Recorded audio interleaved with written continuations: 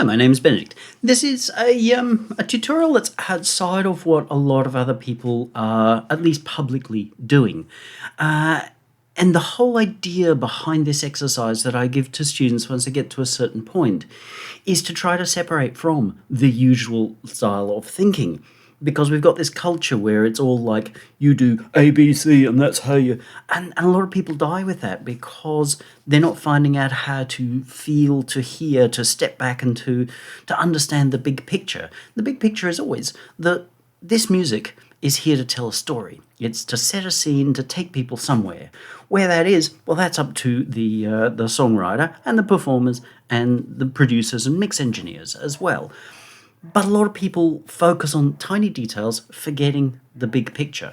And this exercise sets 4 parts, which primarily use the same sounds. You can see how each part tends to add a sound or two, and some kind of change.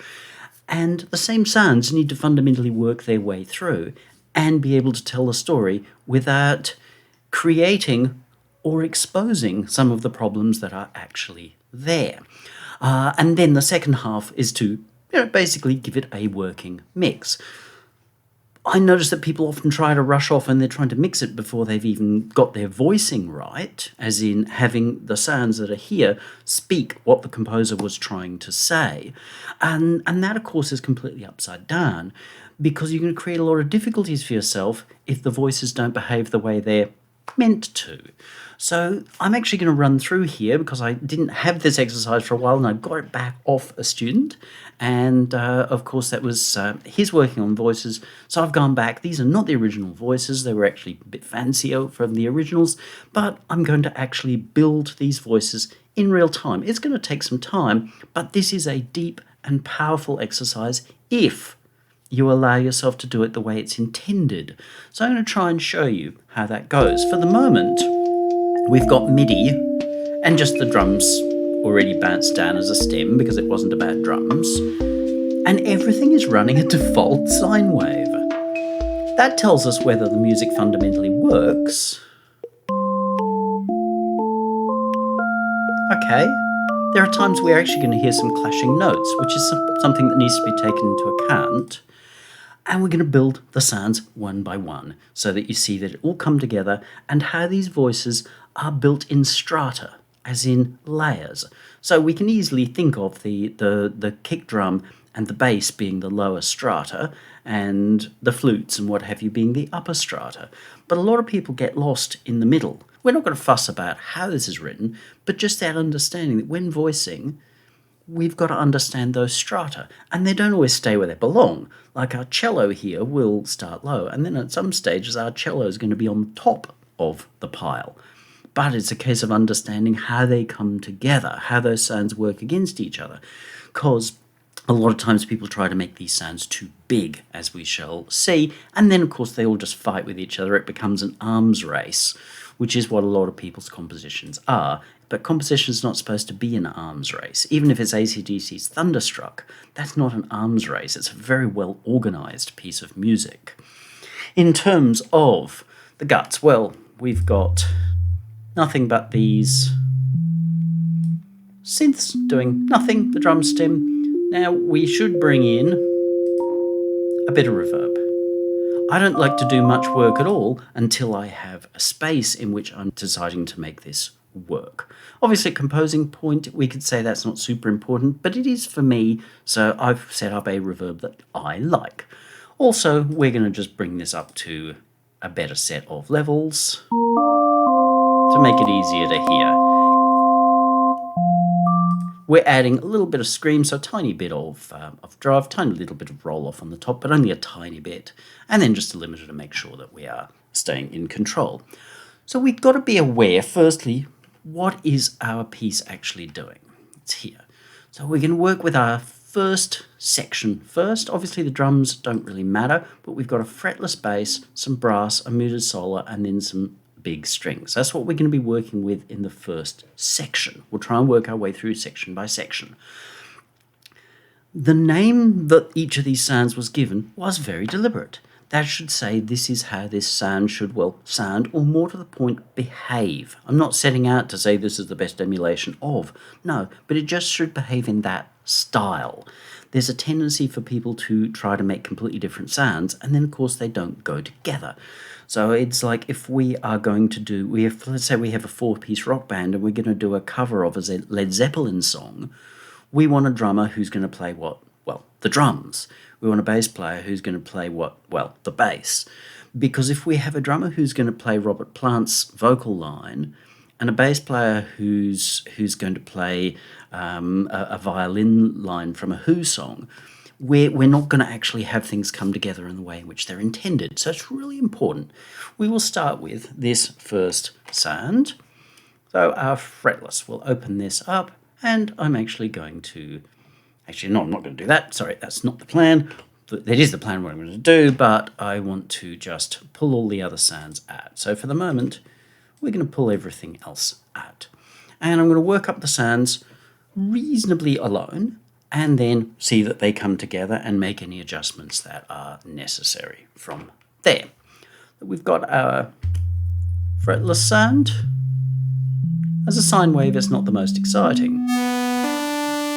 We're going to work mostly here with sawtooth waves. I'm not going to get clever with the waves. People often get clever with the waves and then they end up with all this icky, scratchy stuff up high, and then it does turn into an arms race. We're going to go as mild or as bland as we can here.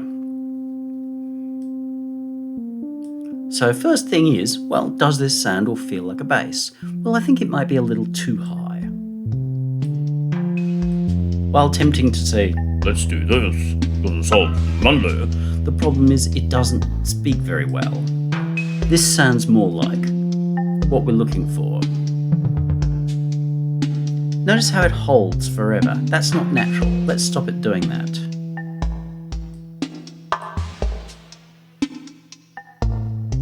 Hear how our piece already starts to breathe. Whilst it's in permanently, it just sits there and globs up the mix. Now it's actually breathing.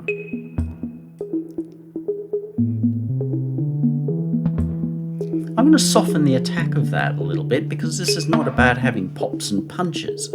I deliberately chose a fretless style of playing, sort of Mick Kahn kind of thing, to divorce people from the whole idea of making boom, boom, boom, boom, boom kind of basses. Okay, so we've got a nice enough tone here. Let's turn down the key follow some or all of the way because we don't want the higher notes getting brighter. Let's give it a little bit of envelope shaping. But we're going to want this to be relatively slow.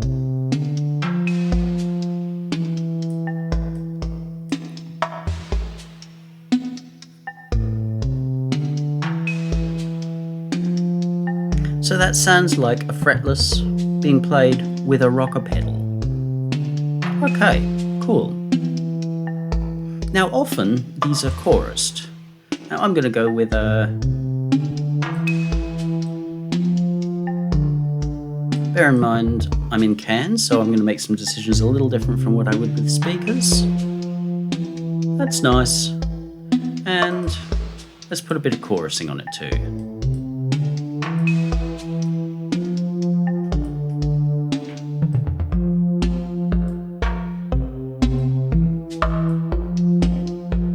Hear how that changes the feel of the amp envelope a little?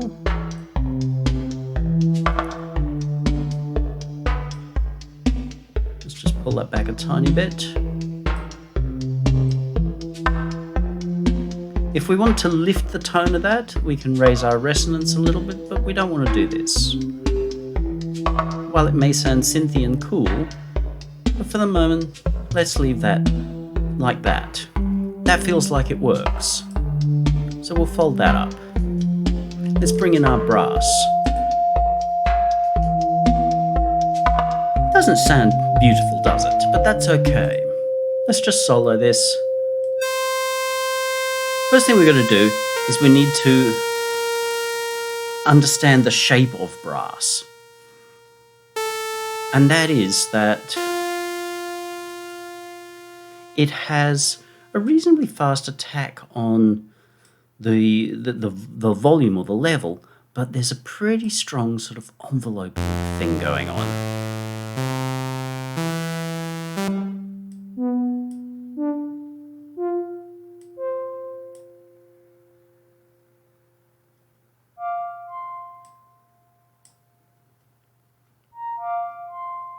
So we're starting to get somewhere a bit better there.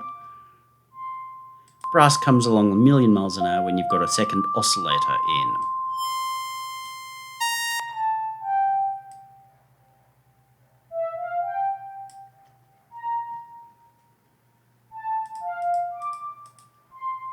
If we take a little envelope, this is not required, but it makes a big difference, and I can do it quickly. We'll take that to engine 1, the pitch of envelope 1. We don't want that to loop.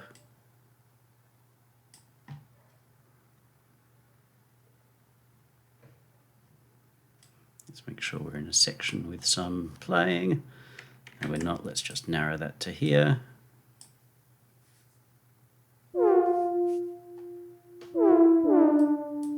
That's obviously too high an amount.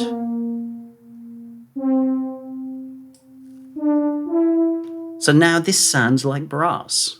It sounds like a nice sort of biggish, or section of biggish horns, you know, not like tinny trumpets. It's big, manly. That's what we want, because I think, yeah, that feels like it sits together quite nicely.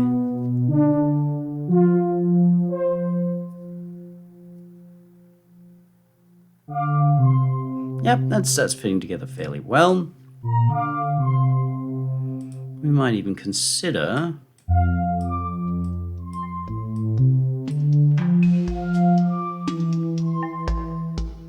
just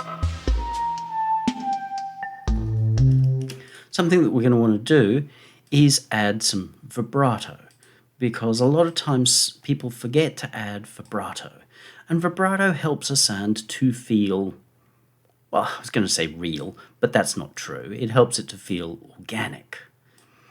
So let's have a look at this.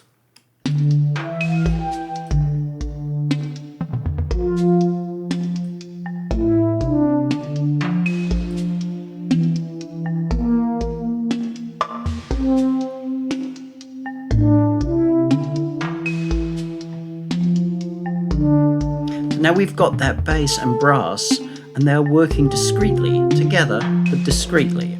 Notice that this sound is not super bright.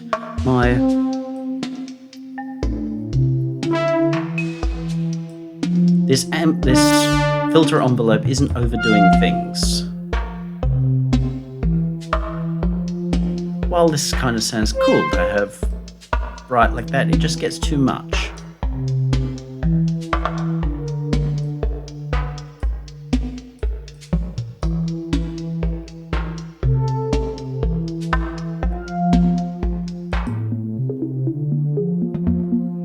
Where's my brass there?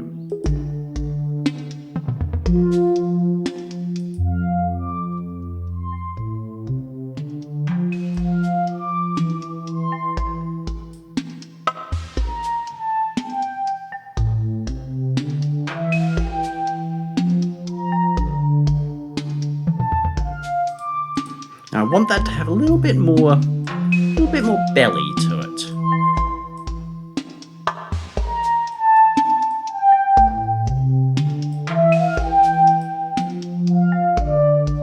And I'm going to do that by adding to where I want it to be rather than by going and cutting things. If I feel like, oh, that makes it too loud, then that's why I've got a volume control for it, a level control for it.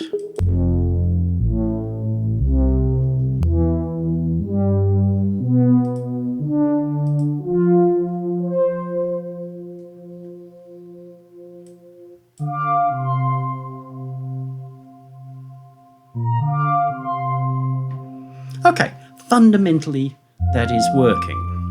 Remember, we're not really doing mixing here, so we just want to set up our sounds in a way in which they work and feel reasonable for the material. Now there is a little something else that I'm going to do here because I know from experience that this makes a real difference. We will have that, let's say, on oscillator 2 for now. And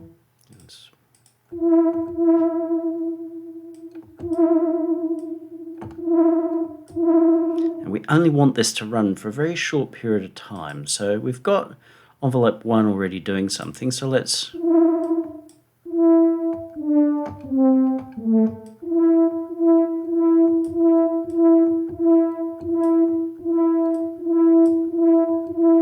Hear how that just adds a little bit of flutter onto the beginning, and that gives us some real presence in that brass, makes it sound more exciting, even though a certain amount of that is rolled off. Wherever I was at before, I was happy with. I'm going to pop a tiny bit of drive on this.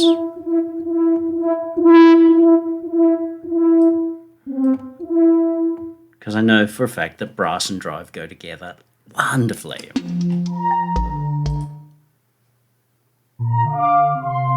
And that gives a lot more presence now to up there where it was a little screechy. It's not always easy to make one sound to work across a whole range, but this is what we're going to do. So I've now got these two sounds that are working together. And we can check that by picking an area.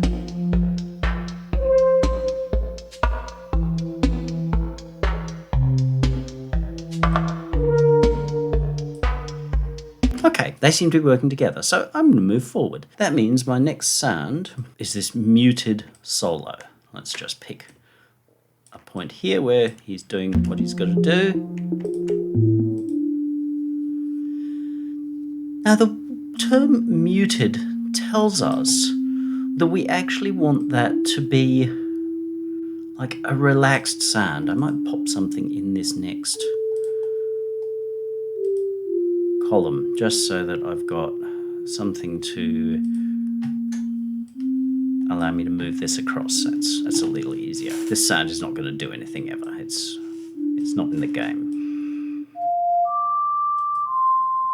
Okay, that's got some kind of animation going. We won't want any of that. We're going to get rid of that. So muted means that it doesn't want to be too bright. Because we're going to work from these, if we're listening in solo it seems okay, but you know what? It's a bit nasty.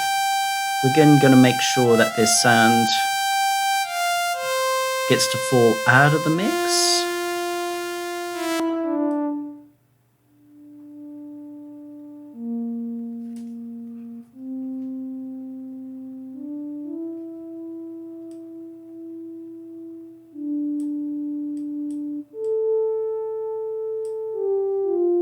I think it needs some filter movement.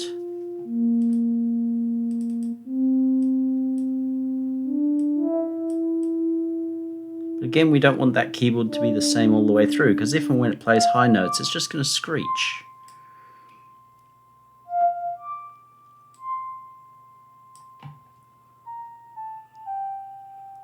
That's not going to be right, because it's not a piano.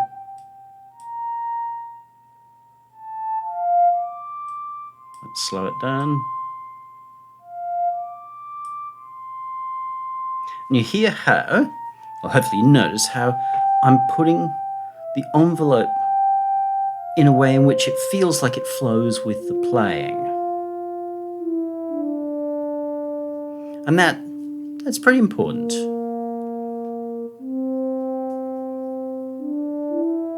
Needs some kind of LFO, because sounds without LFOs become, well, problematic in the mix.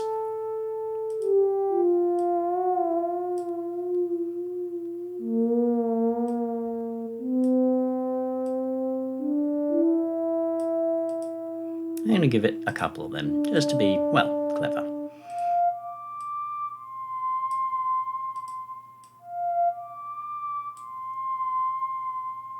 It actually works fairly nicely. What I might do is use that envelope 2, this one here,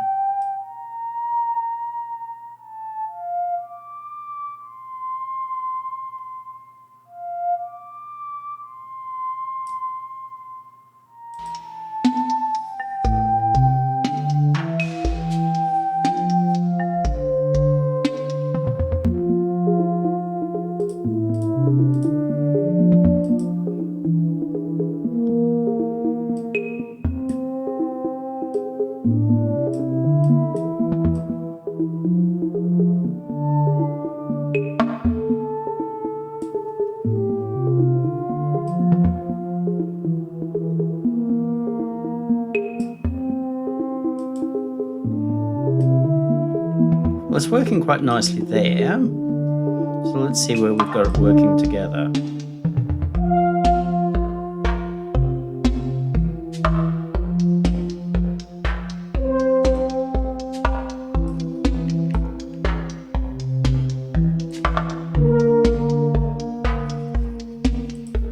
Not convinced.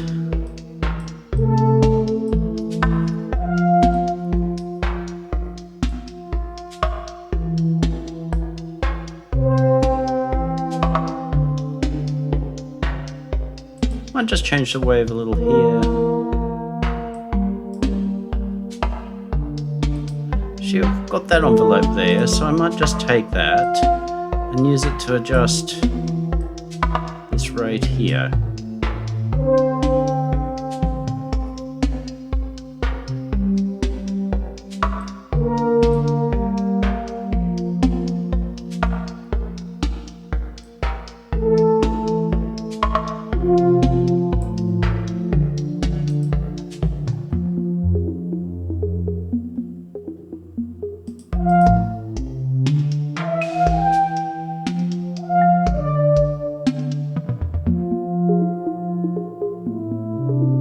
I like that there. It's got a nice contrast from what we had before.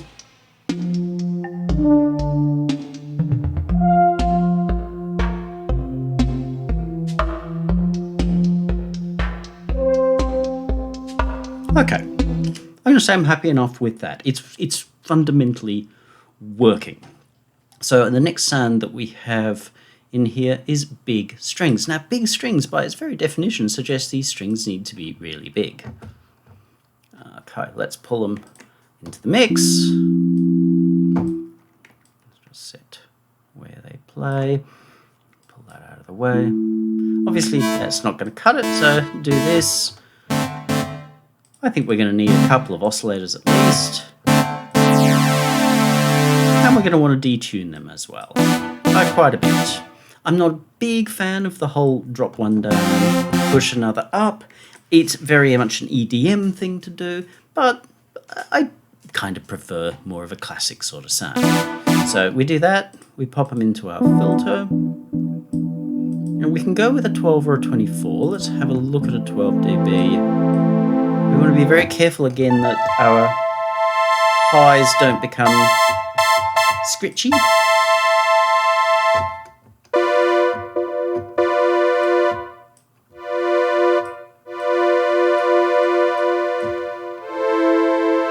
So these are like all the violin section, almost that orchestra patch that you have where whole strings and possibly brass and woodwind are all playing together to give you this kind of lovely sound and feel. That's what we're looking for in him here. That's what big strings mean. Now we can use our unisons.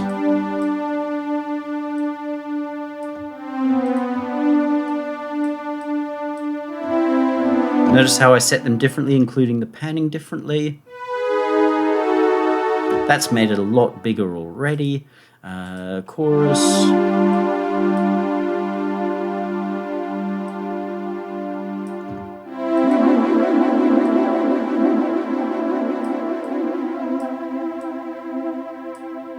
But I want this to be very subtle.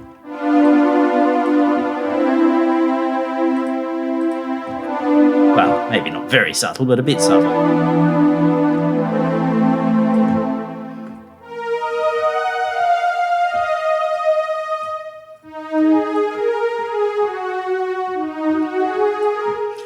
I'm pretty happy with that. LFO, there has to be movement. Engine 1.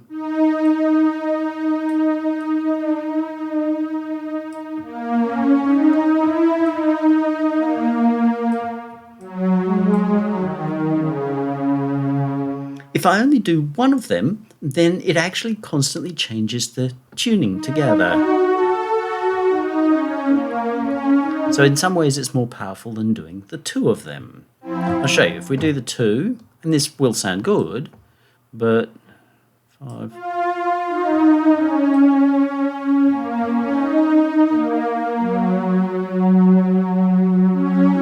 Actually, I will leave it at the 2, but That sounds nice now.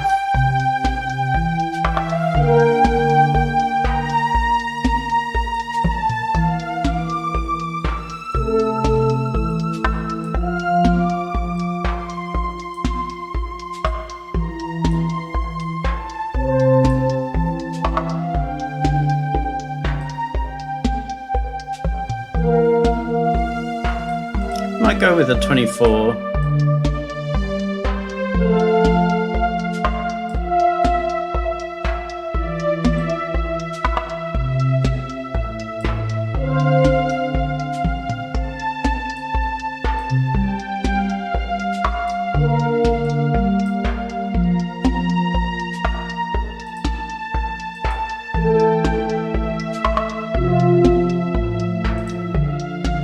That all seems to be working.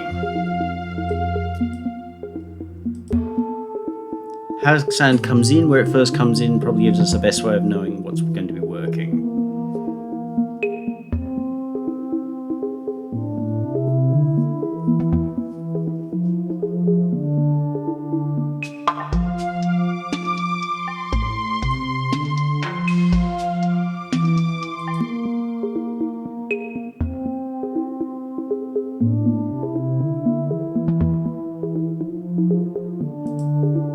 Brass bothers me slightly, but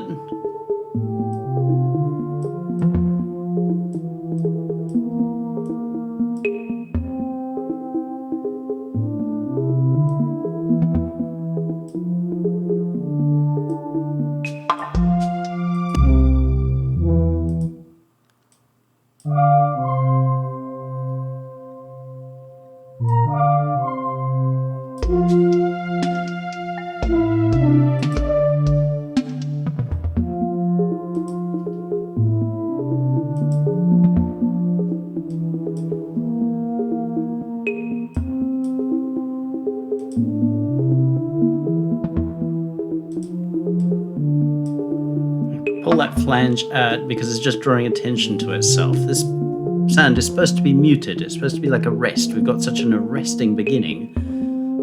It's supposed to give people a rest in the middle.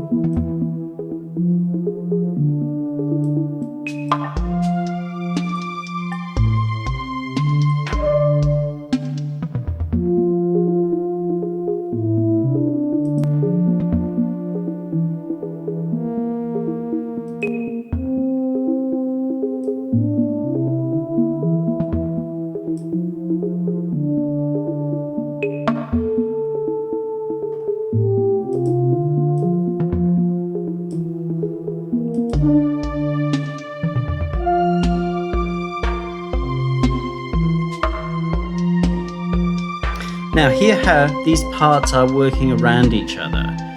Please don't be sitting there thinking, oh, I think this music sucks or whatever. It's not meant to be great music, it's supposed to be functional to help teach.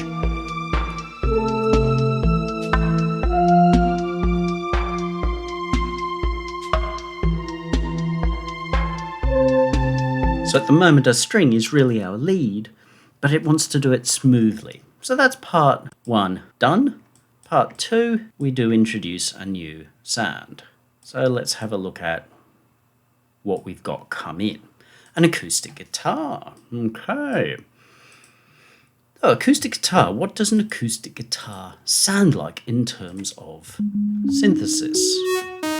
Easy to think it's going to be hard and brittle, but in reality, it's not. Especially if I had written nylon guitar, then that would tell us that we want a fairly soft sound.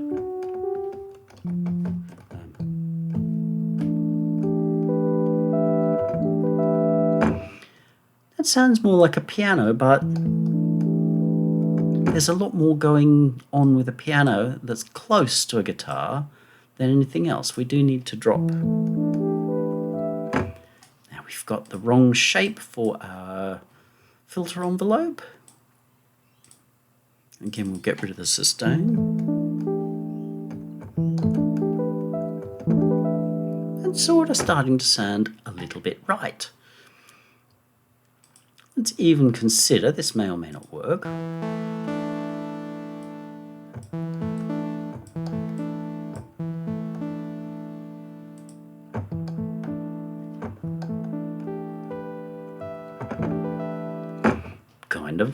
kind of. There's something there that's working. Let's set our phase so we get a tighter sort of sound, possibly. Although guitars are a little bit softer, tempting to make them hard, but they're a little bit soft and slow in their attack. And a big thing is vibrato. Guitar without vibrato won't feel guitar-y.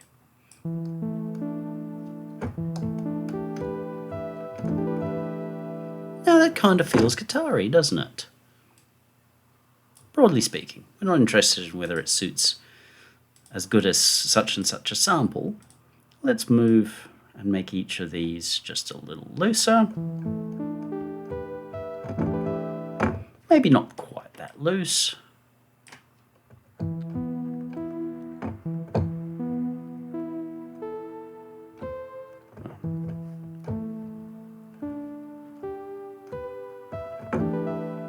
Here how I'm playing the open strings of a guitar to give us a sense of, well, okay, does it feel like one?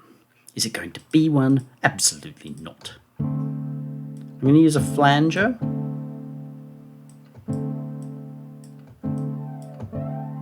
Not for this.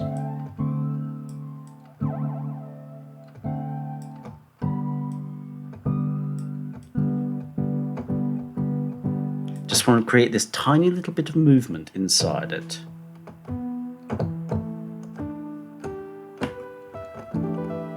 Now we're starting to really feel like maybe we've got a guitar there. Let's put it in the piece.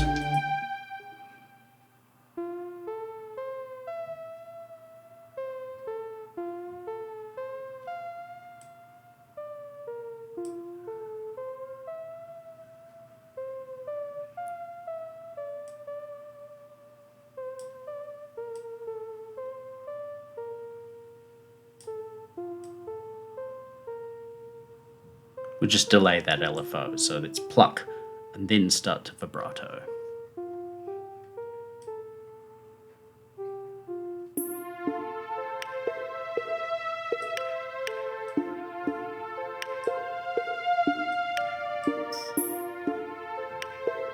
It only ever seems to play monophonically, so let's let the strings stay open.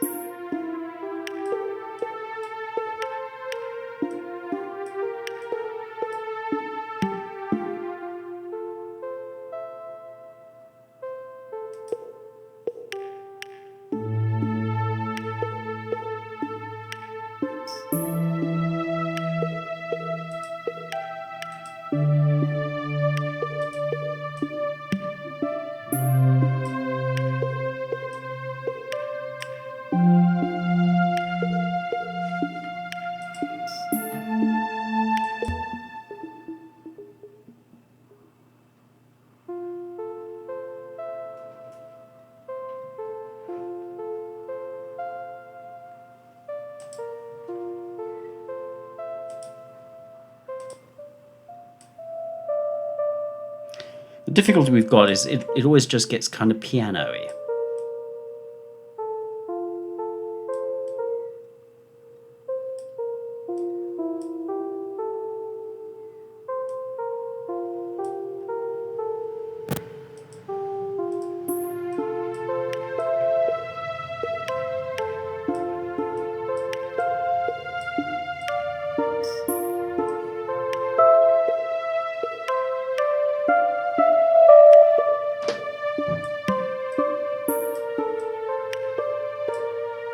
We're creating a little peak, a little resonant peak, the very thing that people tell us we should never have or do, because a guitar needs to have a box. So that makes it sound a little bit more appropriate. In a mixing stage, we're probably going to need to do some EQ, but at least here it feels a little bit more together.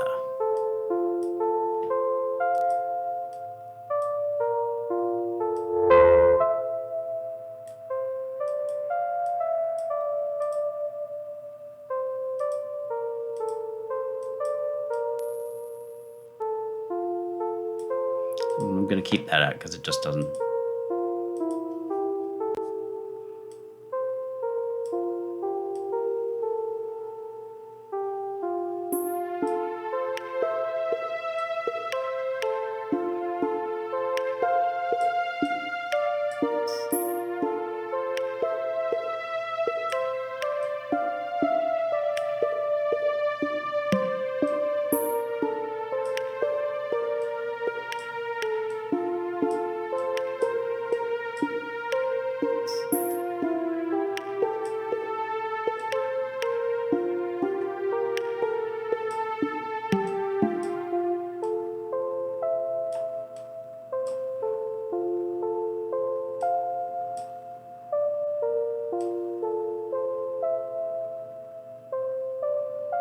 Just trying to get that sort of pick sound.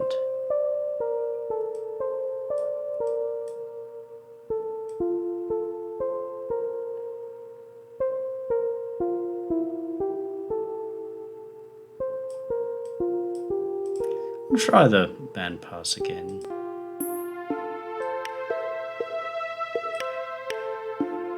That actually works really, really nicely now. Sometimes swapping from one filter type to another lets you hear something in a certain place. I'm happy with that now. Here as the strings come in, they work together really nicely. This is an interesting enough sound on its own, but once you hear these two together,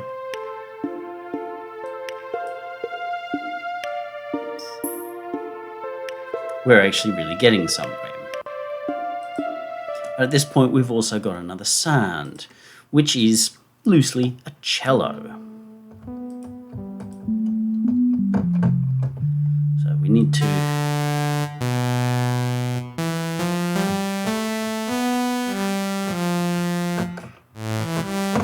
a cello is normally played a little slower. It's a bigger box.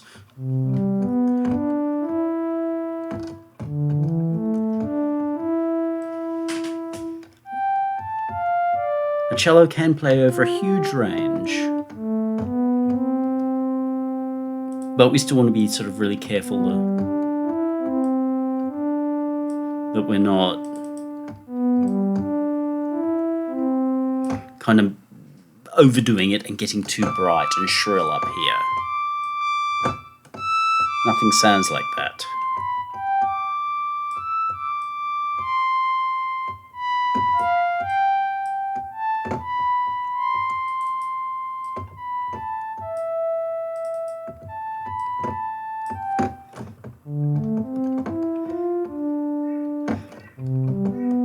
That actually sounds quite nice.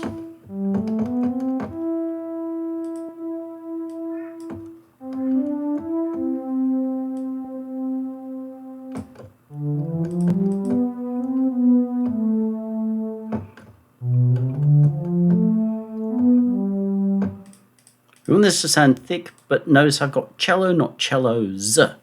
So we don't want the feeling of having 3,000 instruments all hacking away together here. Random on engine 2.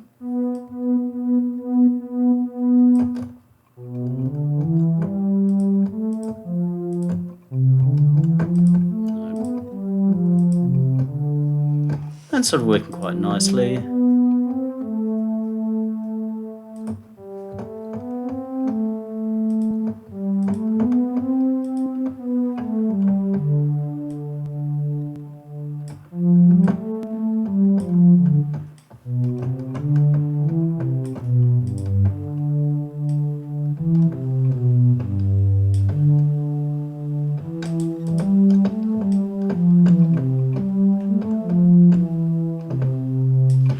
By being different, better put and through here.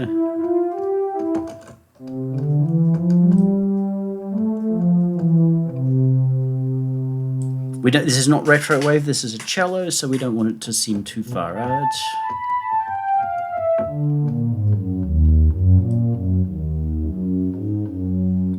Tiny bit of resonance works okay, but.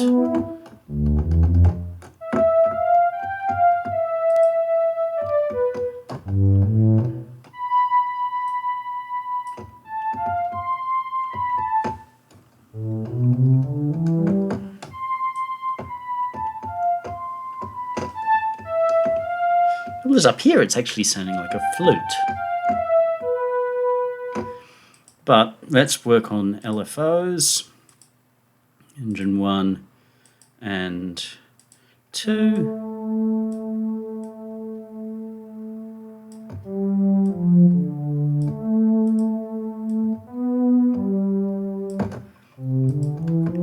And let's also put a random onto this rate. So every note's going to be a slightly different rate.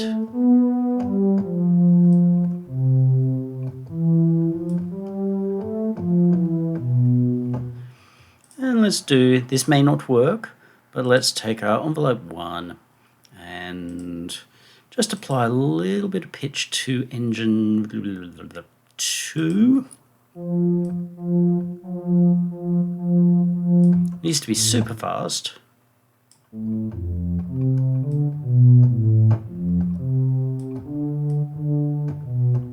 Not enough to sound like brass, but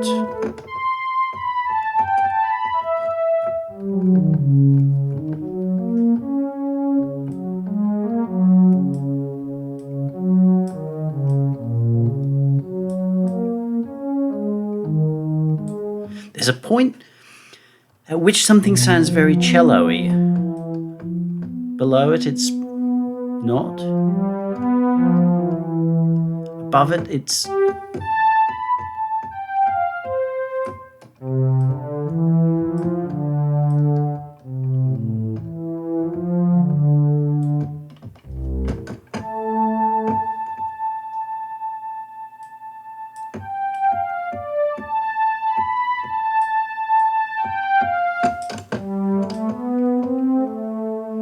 We're after that nice woody feel. Let's see if our EQ will help us any.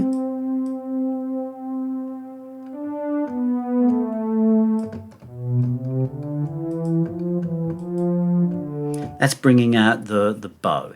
Now there's a thing I can do in this synth, which I will do because I can do it, not that, this. I can add this high frequency noise.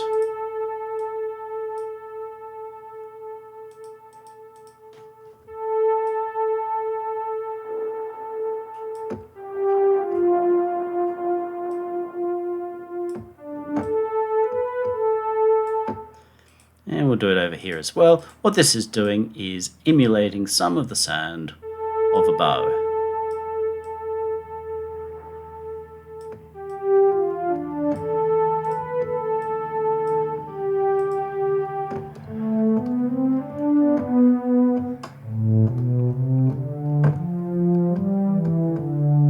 We could use another noise source, but for the moment we'll say that'll probably do. What do we got here now?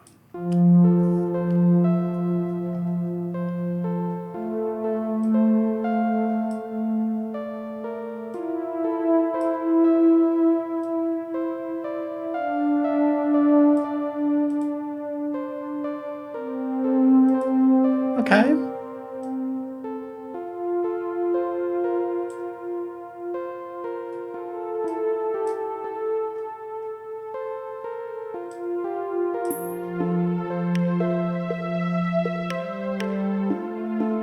Now I can hear the cello moving nicely below the strings up top.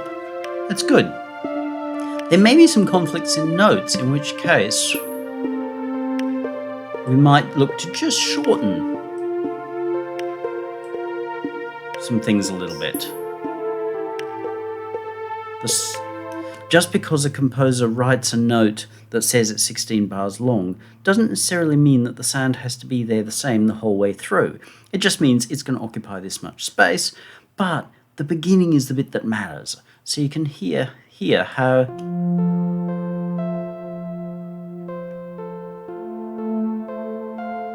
the beginning allows this all to breathe. And while some of those notes may be a little closer than I should have gone, if we don't have the notes hang around too long, we get away with it.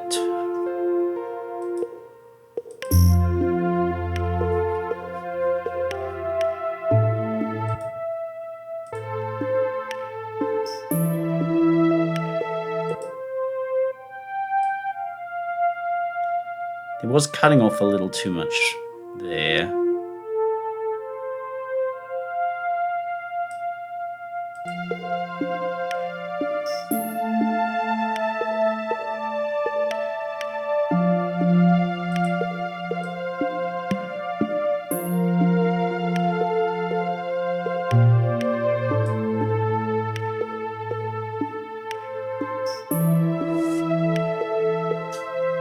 It does sound a little fluty up top, but I'm not going to fuss too much on that. It may be a headphone thing, but it sounds fine. Everything has that feeling of its layers or its strata. So if we look here, we've got drums where they belong,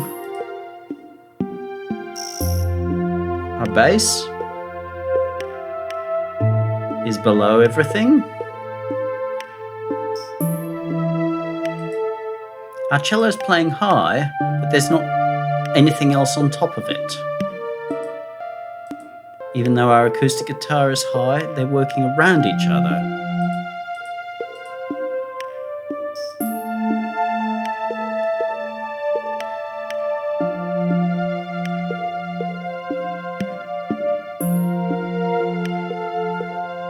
So in terms of the composition, it works just fine. Let's make sure it works with these other sounds.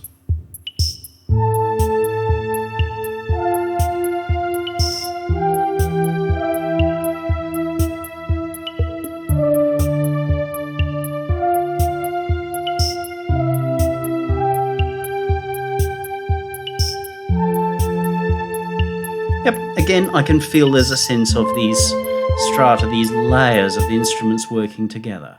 So that's that bit. Done. See how when I've got the sounds fundamentally right for the first part, they echo through. There are some changes that we possibly could do, but I'm not going to fuss about those for the moment because the sounds are all basically working. Then got this next part. We've got a new sound come in.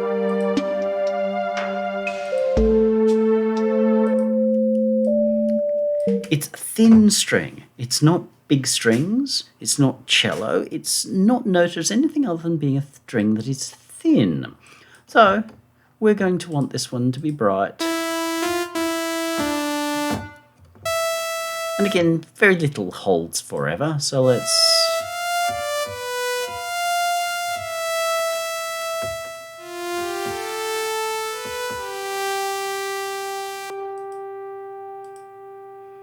let's have a look at maybe a 12 dB. But again, thin doesn't have to mean that it's going to get nasty.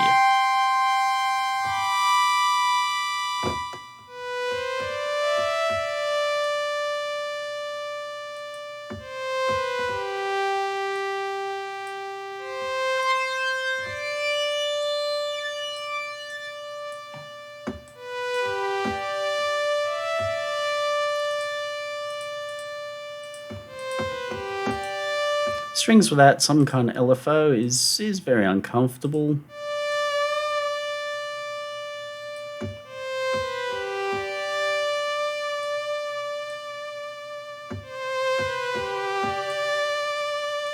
If you don't want them to seem as extreme, then you can go to a triangle.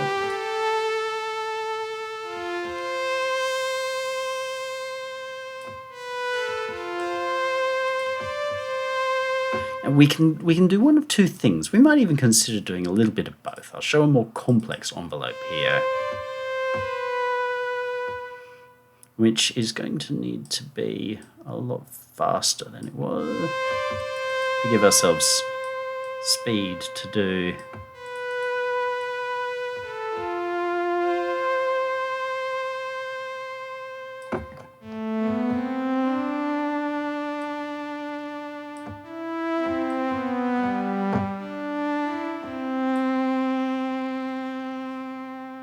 We give it movement over time by just moving that filter a little bit.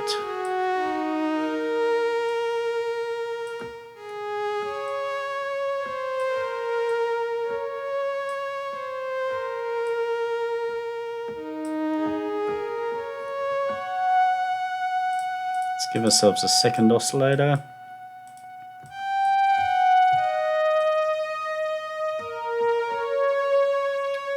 But I don't think we're going to want this to be as heroically huge as the last one.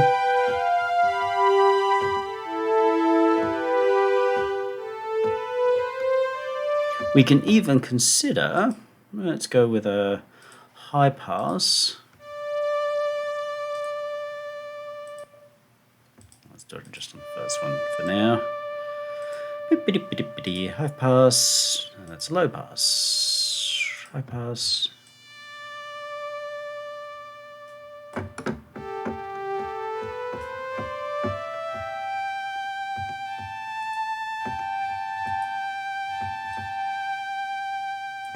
See, we're lifting the fundamental a little bit. Let's go with this one.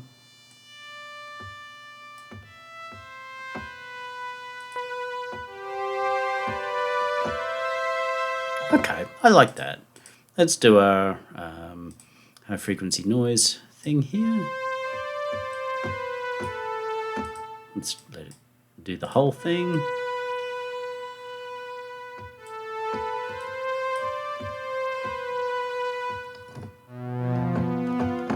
So even down low, it doesn't sound as full in the body. That sounds like it might be a contender. Let's pop it into the mix. Thin string, so from here.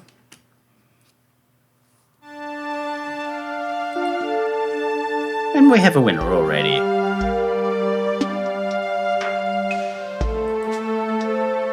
Notice if I bring in the unisons, it starts to get fat, which undoes the thin string thing.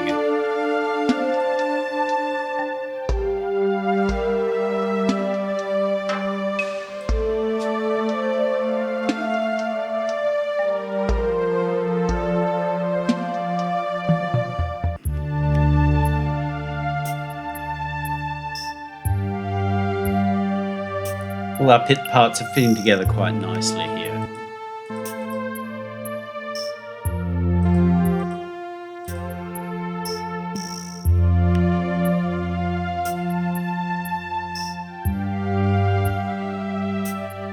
Yeah, how this is adding a nice little layer without drawing great attention to itself. Because everything's being carried by the string, and these are just adding nice layers of movement to it. Some slightly interesting notes, but because nothing's too long, we'll survive them. Now we've got another new sound coming in here, called a piano.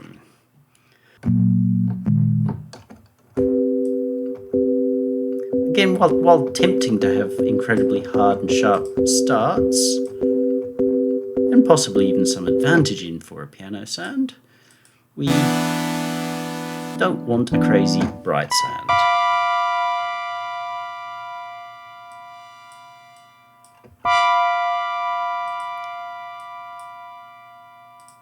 Again.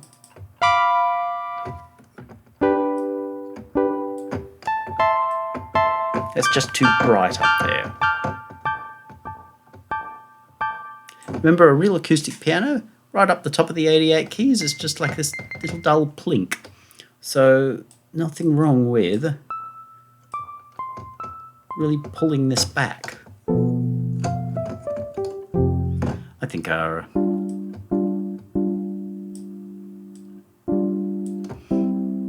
we can always do, and this is just showing something based on the physics of how a piano works, we can take our rate here and have it speed up as we go up.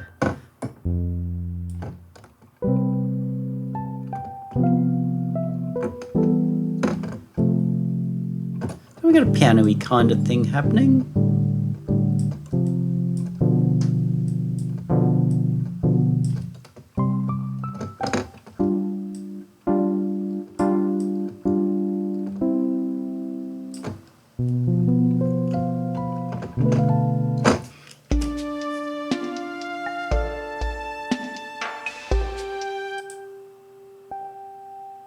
Sounds reasonable. Now Now, pianos don't have any vibrato or anything. They're, for all the mechanics and what have you in them, they're pretty rigid sort of things. They don't have dual oscillators as a general rule. You don't have multiple strings in the piano, but you do have a hammer. And the hammer is noise. Where's our noise? Noise, noise, noise, noise, noise. Bring the noise.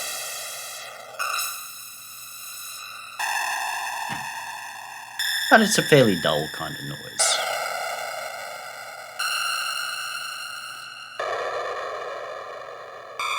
And the noise is pretty consistent from one hammer to another. The hammers don't change size based on the key.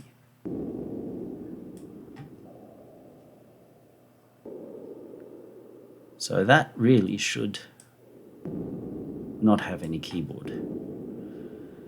Also, we need to have an envelope to control that, because at the moment it's sounding more like cool space explosions than it is actually sounding like that's engine 3.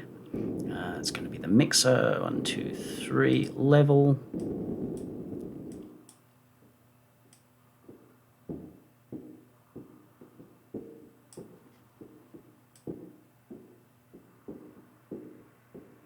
So we just want to thump.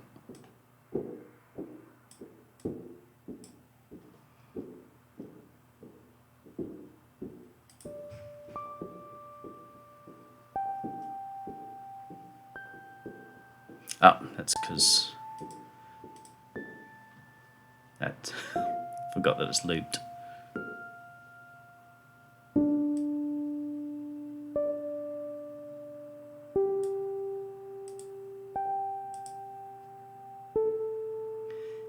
We don't fully want to hear it. It just wants to inject a little bit of oomph into the beginning of that sound.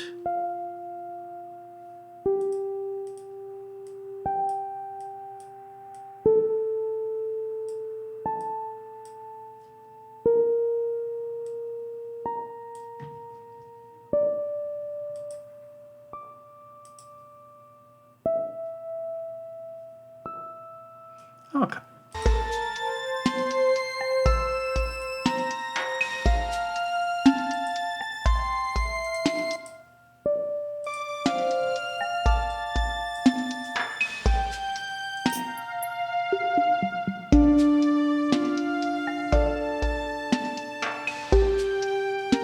So it's doubling our acoustic guitar, but now it's on its own.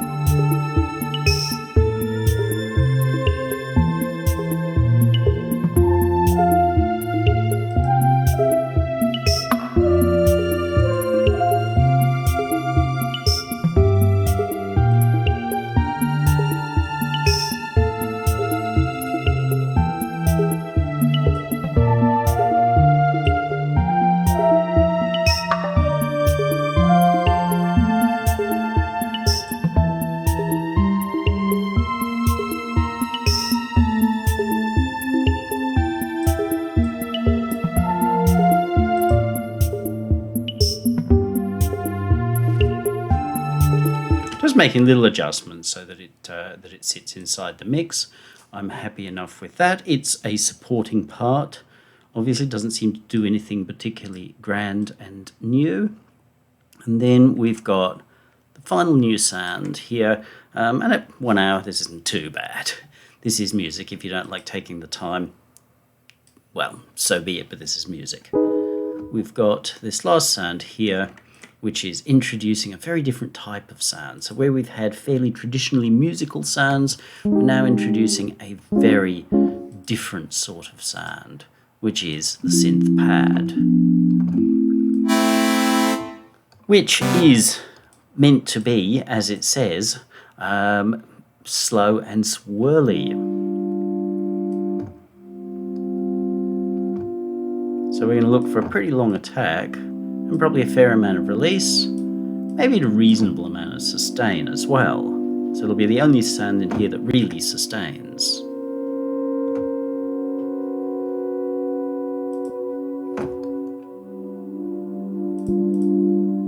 Let's go again.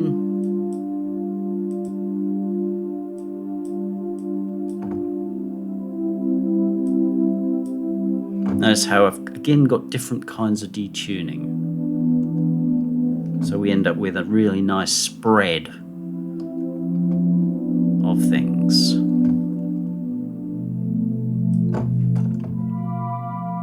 We don't want any high notes to get too brittle.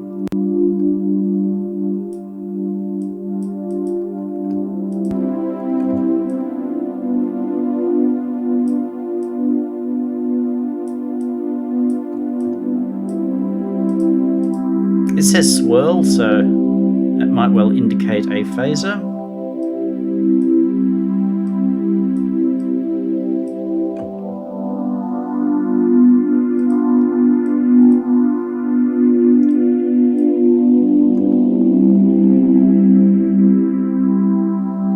Good old Jarre would probably be happy with us.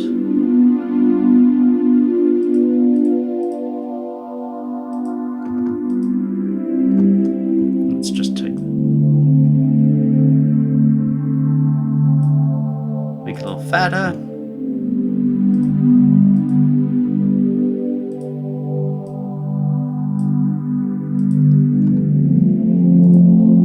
And go with 2 different LFOs.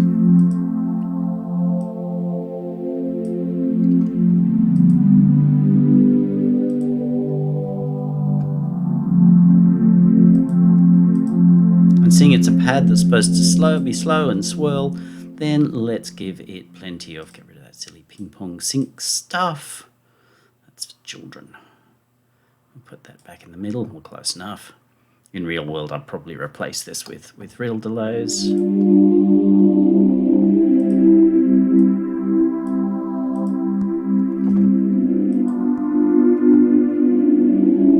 So by doing this, we're really moving this so that it's big and back, because it's going to need to be behind, I'm pretty sure.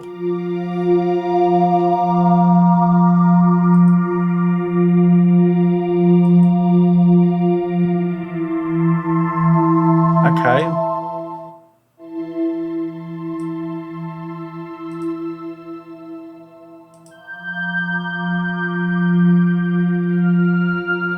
Is that cello?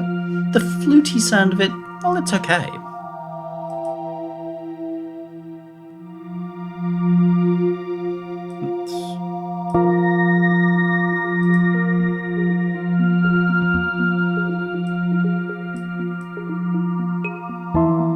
This is where our piano is really kind of more coming to the fore.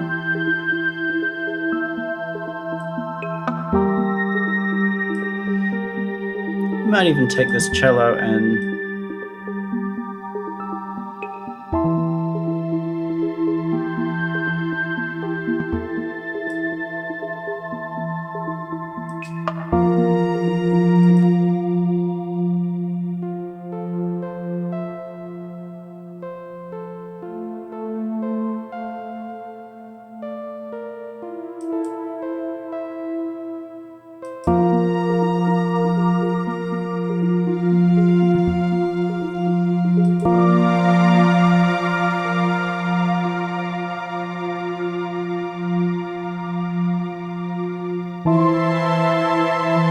again, we can feel all of those sounds laying in strata, but they come across as one. They're not a sound here and a sound here and nothing between them. They come together. That's partly composition and partly using the right kinds of sounds. Remember, as I said, if we had our Led Zeppelin cover band and we had our drummer playing Robert Plant's vocal line, everything would go wrong. That's why the drummer plays the drum part, the bass player plays the bass part, the singer plays the singer part.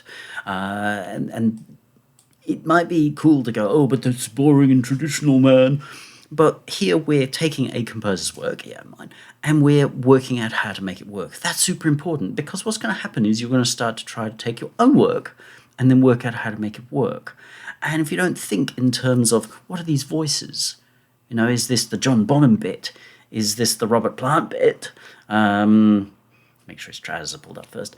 And then you've got to have a clear sense of what they are and how they fit into the story. There are plenty of times where bands have done some really cool things, like moving the melody into the bass and then back out again. Nothing wrong with that. Sweet Child of Mine, there's a bit where the bass actually ends up taking a lead part. It just plays this funny little upside down ostinato. But that's great.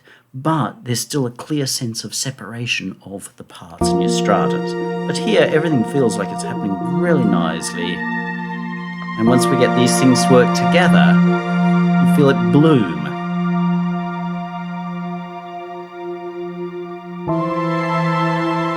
So it becomes almost a different style of music at this point.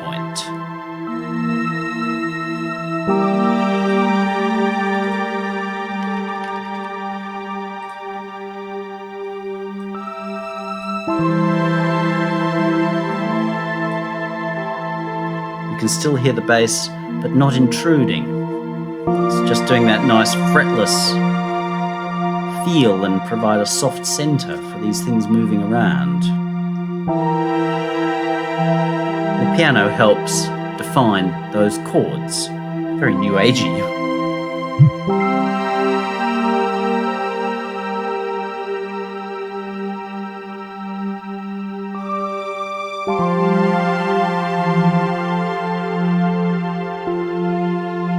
Oh, look, a cadence. And we're done. This is now voiced. And while initially this is going to take a little bit of time to learn to do, these are traditional voice forms. And the more you understand the traditional voice forms, even if you never want to use a single one of them, or think you don't want to use a single one of them, if you understand how a piano works and how the piano's type sound works, you can apply that anyhow. You can say, okay, this is a weird-ass sound, but it plays the role of a piano. If you understand how a clarinet or an oboe works, you can say, okay, this sound is relying on the role of that, even if it's radically different. And that makes it so much easier when you voice your own pieces to say, this is the role this is playing. And therefore, to use some of the aspect of that. Otherwise, you're stuck with going, well, do I use the whack, whack, bugger, bugger, whack, or the wacka, wacka, bug, bug, wacka, wacka, whack sound? And guess what? They're both exactly the same. They only fill one role, which is largely to take up everything and stop you from being able to do anything else at all. And if you're getting there with that, if you're really winning, if your name is Skrillex, you can ignore everything I'm saying here. But I don't think we've heard anything from Skrillex for a long time. That's not to say that he didn't have his wins, he definitely did. But for you, if you're watching this, then you're really trying to learn how to work, and learn how to work from traditions, because once you understand the tradition, you know how to break it. You know how to go somewhere with it. I've broken a lot of rules in here if we were talking to some kind of musicologist, but am I talking to a musicologist? No. Expletive deleted, because largely they're not interested in music, they're merely interested in just telling people rules. There are great composers or musicologists who are wanting to understand how you got there, in which case they'd be looking at my piece going, interesting choices. They might say, if you had made that choice, we would have come out with a different result, and maybe that would be good, so we would have a few less clashy or close notes than in here. But it's not for them to tell me what to do. I can put my notes wherever I duffily want to put them, and that's appropriate. But understanding how things work is the way to go. So we're starting with this grand beginning.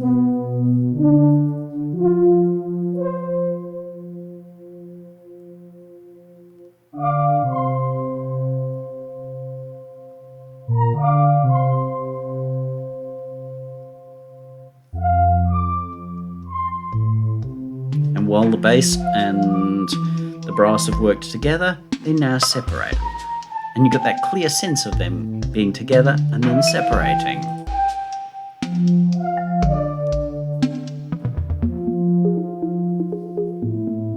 And then we move to this other sound.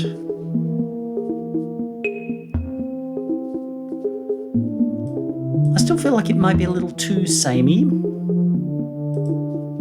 which means we could look at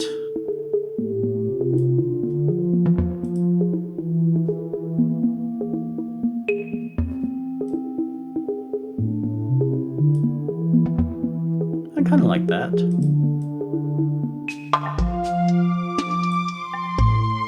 So we've moved it more into a clarinet or oboe type roll, which is what it was probably meant to do in the first place.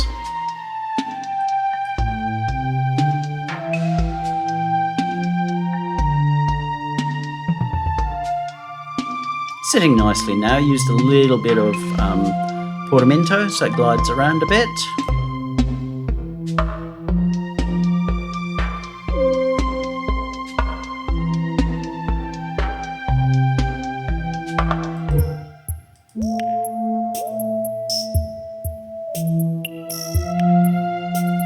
And maybe some of this needs some automation, but I think that's probably a bit nicer.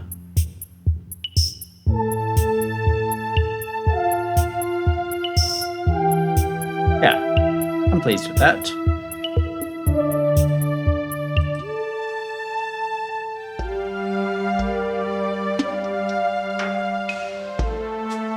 But it pulled in our piano. It doesn't play a big role here.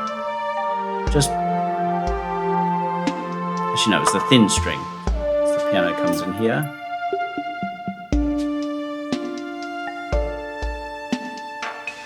We're restating the same things, but notice how the piano moves it.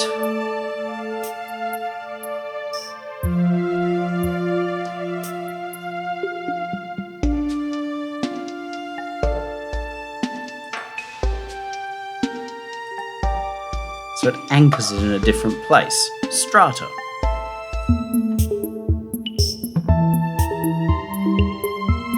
So playing the big melodic thing. Cadence. And then this very deliberate change of direction. Each part of these has a slightly different feel. And part of the whole idea of this is to be able to kind of feel the difference in feel for each of these sections and make adjustments if necessary, where necessary, to actually go, okay, I will feel what this is trying to say. So if this one starts in very grand, okay, that's how we need to express things. This one comes in wistful, wishy-washy, but not in a new age way, but it's delicate. You know, if that one before was trolls, this one's fairies.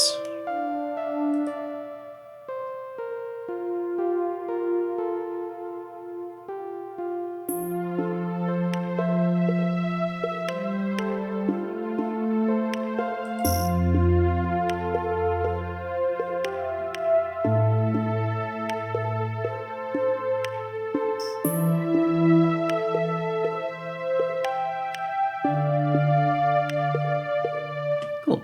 So everything feels like it's working. That's an hour and a quarter. Plenty of your time.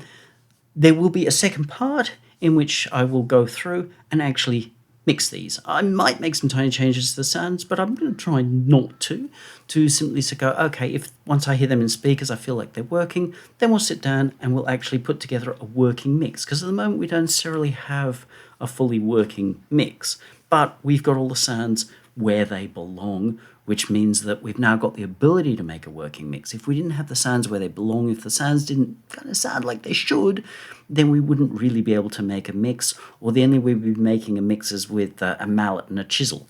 And mixing and chisels don't go together for very, very good reason, despite the constant sidechain everything, scoop it out that you hear everywhere, and then listen to those people's work, you find they kind of have little to none of it, and none of it has any subtlety or elegance.